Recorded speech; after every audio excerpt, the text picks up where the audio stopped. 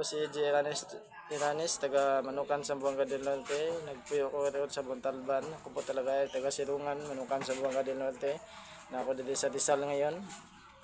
Ako po ay isang pure na Bisaya. Na maintindihan po niyo ang aking mga video na nagawa. Sana po mag-subscribe and like and share. Salamat po sa inyo. Sana po na hindi po kayo marunong pa magbisaya, na itanong nyo sa akin kung paano ito bigkasin mga bagay na nasa iyong paligid na hindi nyo pa na intindihan. Halimbawa po sa magandang gabi, sa Bisaya po ang tawag niyan ay mayong gabi. Sa ilaw, ang tawag po sa Bisaya niyan ay suga. Halimbawa po yung sandok, ang tawag sa Tagalog sandok, kaya po siya ay tinawag sa